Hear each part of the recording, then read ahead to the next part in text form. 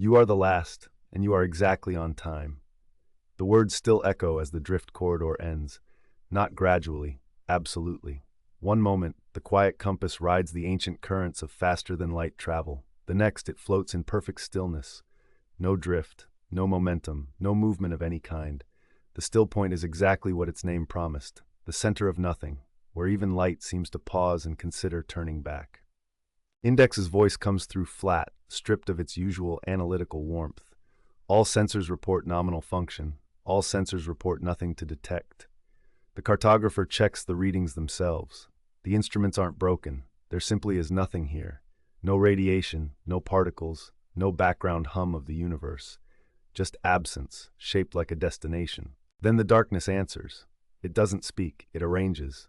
Light organizes itself into patterns too precise to be natural, too fluid to be mechanical. A path forms in the void, leading towards something that wasn't there a moment ago. A structure that seems less built than remembered into existence. The cartographer has mapped 1,000 ruins. This is no ruin. This is still being used. The cartographer walks through corridors that reshape themselves with each step. The curator's sanctum is not a place, it's a process. Walls flow like thought. Doorways anticipate direction. The architecture responds to presence the way water responds to stone, parting and reforming without effort or intention. Even the air feels curated, neither warm nor cold, simply present. The first gallery opens before them. It is older than the galaxy itself.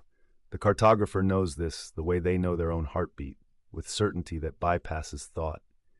Here are civilizations that rose and fell before the first stars of this galaxy had finished forming. Memory stones the size of mountains, each one containing entire histories of peoples whose names predate language itself. The curator does not arrive. The curator has always been here. It speaks without sound, communicates without language, yet the cartographer understands perfectly. You have come to the end of your map. The presence fills the gallery like light fills a room, not concentrated anywhere, simply existing everywhere at once. Ancient beyond measurement, patient beyond comprehension. The curator explains itself without apology or justification. It shows the cartographer what happens to civilizations left uncurated.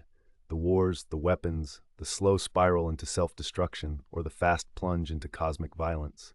Species that crack planets for fuel, empires that weaponize stars, intelligence turned toward annihilation.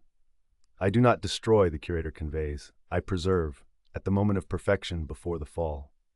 The gallery shifts. New monuments rise from the floor, younger ones, familiar ones. The cartographer recognizes the crystalline signatures of Vein 4. The Morning Fields. 17 species whose ships all pointed here. Every dead world they've mapped, every memory stone they've catalogued, all of them preserved here, complete and eternal, saved from what they might have become. And then the cartographer sees it, a space prepared but empty, a pedestal waiting, a monument not yet filled. The curator does not need to explain. Humanity's descendants have nearly reached their peak. Their preservation approaches. You may witness, the curator offers. Join the observers in the eternal gallery. Watch your people become perfect forever, or return with this knowledge and change nothing. The choice hangs in the curated air.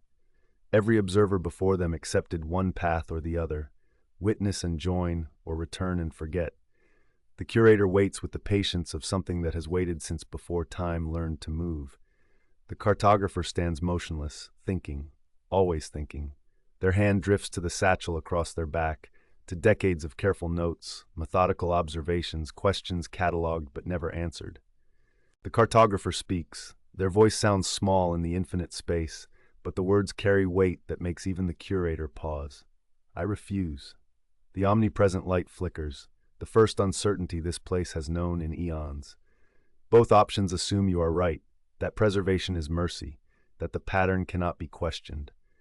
They turn, facing nothing and everything. I am a map maker. I have one question. The question emerges from somewhere deeper than curiosity, from decades of cataloging the dead, from the fear that some things shouldn't be mapped, and the compulsion to map them anyway.